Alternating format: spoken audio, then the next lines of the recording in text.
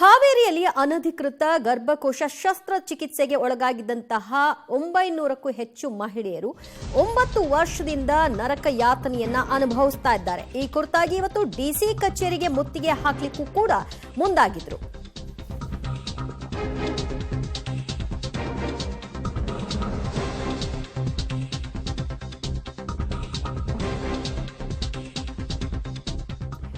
ಹಾವೇರಿಯಲ್ಲಿ ಅನಧಿಕೃತ ಗರ್ಭಕೋಶ ಶಸ್ತ್ರಚಿಕಿತ್ಸೆಗೆ ಒಳಗಾಗಿದ್ದಂತಹ ನೂರಾರು ಮಹಿಳೆಯರು ಇಂದು ಕೂಡ ಸಮಸ್ಯೆಯನ್ನ ಅನುಭವಿಸ್ತಾ ಇದ್ದಾರೆ. 9 ವರ್ಷಗಳಿಂದ 800ಕ್ಕೂ ಹೆಚ್ಚು ಮಹಿಳೆಯರ ನರಳಾಟ ಏಳತೀರ್ದಾಗಿದೆ. ಇವತ್ತು ಆಕ್ರೋಶದ ಕಟ್ಟೆ ಒಡೆದಿತ್ತು. ಡಿಸಿ ಕಚೇರಿಗೆ ಅರಬತ್ತಲೆ ಮುತ್ತಿಗೆ ಹಾಕೋದಕ್ಕೆ ಮಹಿಳೆಯರು ಪ್ರಯತ್ನವನ್ನ ನಡೆಸಿದ್ರು.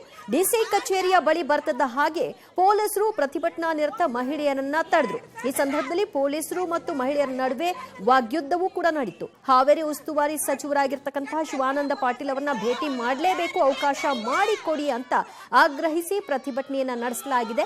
ಕೈಯಲ್ಲಿ ಕಲ್ಲನ್ನ ಹಿಡಿದು ಬಂದಂತಹ ಮಹಿಳೆಯರು ನಮ್ಮನ್ನ ತಡಿ ಕೂಡ್ದು ನಮ್ಮ ಬೇಡಿಕೆಗಳು ಈಡೇರೋವರೆಗೂ ನಮ್ಮ ಪ್ರತಿಭಟನೆಯನ್ನ ಕೈ ಬಿಡೋಲ್ಲ ಅನ್ನುವಂತಹ ಮಾತುಗಳನ್ನಾಡಿದ್ದಾರೆ.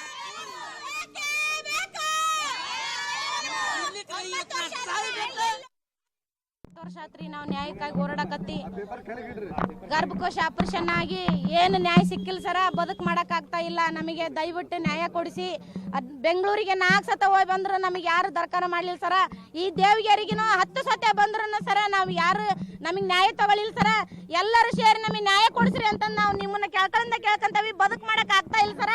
ಗಂಡ್ರು ಮಕ್ಕಳು ಎಲ್ಲರೂ ಬಯಸ್ತಾ ಇದಾರೆ. ನಮಗೆ ಯಾಕಮ್ಮ ನೀ ಕೆಲ್ಸಕ್ಕೆ ಹೋಗಲ್ಲ ಅಂದ್ರೆ ಬೆನ್ನು ಹೋಯ್ತೈತಿ ಅಂದ್ರೆ ಅವ್ರಿಗೆ ಕಾರಣ ಏನ್ ಹೇಳ್ಬೇಕು ಸರ? ನಾವು ದಯವಿಟ್ಟು ನಮಗೆ ಬದುಕು ಮಾಡೋ ಶಕ್ತಿನ ಇಲ್ಲ ಸರ. ಇನ್ನೇನ ವಿಷ ಒಂದು ಕೂಡ ನಿಂತೈತೆ ಸರ ಅಷ್ಟ. ಮತ್ತೆ ಮುಂದಿಂದ ಏನೇನಿಲ್ಲ ಸರ.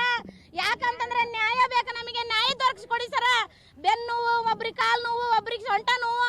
ಈ ಗರ್ಭಕೋಶ ಆಪರೇಷನ್ ಮಾಡಿ ಮೇಲೆ ನೀವು ಇರೋದು ತಪ್ಪಮ್ಮ, ನೀವು ಸತ್ತು ಬಿಡ್ರಿ ಅನ್ನಕತ್ತಾರ್ರಿ. ನಾವು ಸಾಯ್ಬೇಕಾ ಇರ್ಬೇಕಾ? ನಿಮ್ ದಯವಿಟ್ಟು ಎಲ್ಲರೂ ಸೇರಿ ನಮಗೆ ನ್ಯಾಯ ಕೊಡಿಸ್ರಿ ಸರ. ನ್ಯಾಯ ಕೊಡಿಸ್ರಿ ಅಂತ ನಾನು ನಿಮ್ಮನ್ನ ಇವ್ರದ್ದು ಹೊಟ್ಟೆ ಬಾವು ಬಂದಿತ್ತು ಸರ. ಯಾಕಾಗೈತಿ ಅಂತ ಕೇಳಿದೆ ಅಂದ್ರೆ ಗರ್ಭಕೋಶ ಆಪರೇಷನ್ ಮಾಡಿಸ್ಕೊಂಡ್ರಿಂದ ಇನ್ಫೆಕ್ಷನ್ ಆಗೈತಿ. ಅವ್ರಿಗೆ ರಿಸರ್ಚ್ ಕಟ್ ಆಗ್ಯಾವು. ರಿಸರ್ಚ್ ಕಟ್ ಆದ್ರೆ ನೀವ ಒಂದ್ ದಿವಸ ತಡ್ಕೊಂತೀರ ಸರ. ನೀವು ರಿಸರ್ಚ್ ಕಟ್ ಆದ್ರೆ ಎಷ್ಟು ಪ್ರಾಬ್ಲಮ್ ಆಗುತ್ತೆ ಏನ್ ಅನ್ನೋದು ನಿಮ್ಗೆ ಗೊತ್ತಿದೆ. ನಿಮ್ಮ ಮನೇಲಿ ಹೆಣ್ಮಕ್ಳಿದ್ದಾರೆ, ನೀವು ದವಾಖಾನೆ ಕರ್ಕೊಂಡು ಹೋಗ್ತೀರಾ, ಮತ್ತೊಂದ್ ಹತ್ರ ಕರ್ಕೊಂಡು ಹೋಗ್ತೀರಾ. ಎಲ್ಲೋದ್ರೂ ಅದೇ ಸಮಸ್ಯೆ ಹೇಳ್ತಾ ಇದಾರೆ ನಮ್ಗೆ. ಒಂದತ್ತಲ್ಲ ಎರಡತ್ತಲ್ಲ 1000 ಜನಕ್ಕೆ ಆಸ್ಪತ್ರೆ ಎಷ್ಟಿದಾವೆ ಅಲ್ಲಿ ಹೋದ್ರೂ ನಿಮ್ಗೆ ಆರೋಗ್ಯ ಸಮಸ್ಯೆನೇ ಹೇಳ್ತಾರೆ ಹೊರತು ಮತ್ತೊಂದು ಏನು ಹೇಳಲ್ಲ. ನಮಗೆ ಅದರಿಂದ ಕಣ್ಣು ಕಾಣಿಸಲ್ಲ, ಕಣ್ಣು ಮಂಜಕ್ಕವು, ಅದರಿಂದ ಬಿದ್ದು ಕೈ ಕಾಲು ಮುರ್ಕೊಂಡಾರ ಇದಾರ.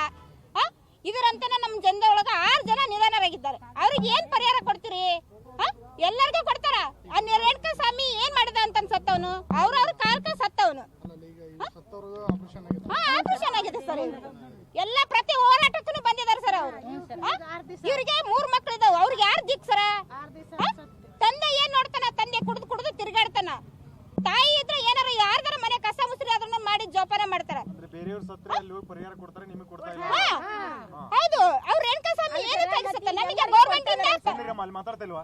ಗೌರ್ಮೆಂಟ್ ಇಂದಾನೆ ಅನ್ಯಾಯ ಆಗಿದೆ. ಯಾಕೆ ಗೌರ್ಮೆಂಟ್ ಹಾಸ್ಪಿಟಲ್ ಡಾಕ್ಟರ್ ಅವನು ಆಪರೇಷನ್ ಮಾಡಿದನು. ಗೌರ್ಮೆಂಟ್ ಸಂಬಂಧಪಟ್ಟಂತಾನೆ ಮಾಡಿರೋದು. ನಮಗ್ ಪರಿಹಾರ ಕೊಡಲ್ಲ. ಅವ್ನು ಏನ್ ಮಾಡಿದನಂತ ಅವ್ರ ಮನೆಗೆ ಹೋದ ಸಿದ್ದರಾಮಯ್ಯ. ಮತ್ತಷ್ಟು ಮಾಹಿತಿ ಪಡೆಯೋಣ ನಮ್ಮ ಪ್ರತಿನಿಧಿ ಫಕೀರಯ್ಯ ಅವರಿಂದ. ಫಕೀರಯ್ಯ, ಸದ್ಯ ಅವರ ಆಗ್ರಹ ಏನಾಗಬೇಕಾಗಿದೆ? ಕಳೆದ 9 ವರ್ಷಗಳಿಂದಲೂ ಕೂಡ ಅಲ್ದಾಡಿದ್ದೇ ಬಂತು, ಇಲ್ಲಿವರೆಗೂ ಪ್ರಯೋಜನ ಇಲ್ಲ ಅಂತ ಅಂದ್ರೆ ಸರ್ಕಾರದಿಂದ ಏನ್ ರೆಸ್ಪಾನ್ಸ್ ಸಿಗ್ತಾ ಇದೆ? ಖಂಡಿತವಾಗ್ಲೂ ದಿವ್ಯಾ, ಕಳೆದ 9 ವರ್ಷಗಳಿಂದ ಅನಧಿಕೃತವಾಗಿ ಏನು ಗರ್ಭಕೋಶ ಕತ್ತರಿ ಆಗಿದೆ. ಆ ಹೆಣ್ಮಕ್ಳು ಏನು ಜಿಲ್ಲಾಡಳಿತದ ಮುಂದೆ ತಮ್ಮ ಗೋಳನ್ನ ಹೇಳ್ತಾ ಇರುವಂತದ್ದು. ಆದ್ರೂ ಸಹ ಸರ್ಕಾರ ಕೂಡ ಇವರ ಮಾತನ್ನ ಕಿವಿಗೊಡ್ತಾ ಇಲ್ಲ. ಕಳೆದ 9 ವರ್ಷಗಳಿಂದ ಕೂಡ ಪ್ರತಿಭಟನೆ ಮಾಡ್ತಾ ಇರ್ಬೋದು. ಏನೋ ಮಾಜಿ ಮುಖ್ಯಮಂತ್ರಿ ಬಸವರಾಜ ಬೊಮ್ಮಾಯಿ ಅವರಿಗೆ ಮನವಿ ಕೊಟ್ಟಿರುವಂತದ್ದು, ಸಿಎಂ ಆದಿ ಬಸವರಾಜ ಬೊಮ್ಮಾಯಿ ಅವರದ್ದು, ಆಮೇಲೆ ಏನೋ ಮುಖ್ಯಮಂತ್ರಿ ಸಿದ್ದರಾಮಯ್ಯನವರ ಸರ್ಕಾರ ಕೂಡ ಇದ್ದಾಗ ಹಿಂದಿನಿಂದ ಕೂಡ ವಿಶೇಷವಾದಂತಹ ಪ್ಯಾಕೇಜ್ ಅನ್ನ ಘೋಷಣೆ ಮಾಡಿದ್ರು. ಆಗಿನಿಂದಲೂ ಕೂಡ ಈ ಮಹಿಳೆಯರು ಪ್ರತಿಭಟನೆಯನ್ನ ಮಾಡ್ತಾ ಇದ್ದಾರೆ.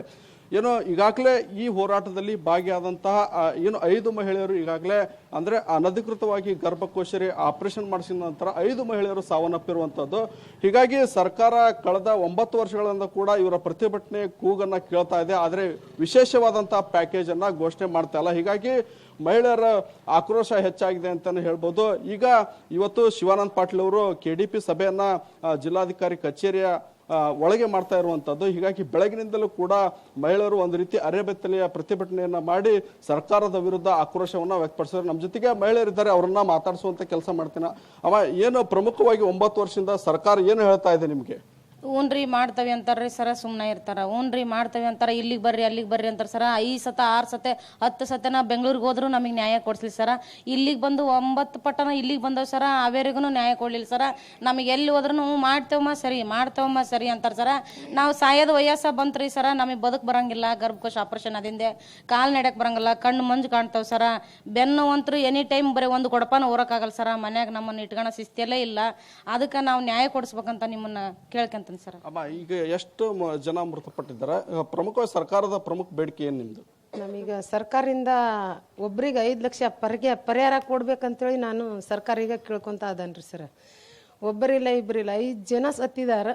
5 ಜನ ಸತ್ರನು ಒಬ್ಬ ಮಗನು ತಾಯಿಗೆ ತೋರಿಸಿ ಸಾಲ ಮಾಡ್ಕೊಂಡ 15 ಲಕ್ಷ ರೂಪಾಯಿ ಸಾಲ ಮಾಡ್ಕೊಂಡ ಆತ್ಮಹತ್ಯೆ ಮಾಡ್ಕೊಂಡು ನೇಣು ಹಾಕೊಂಡನ್ರಿ ಸರ್.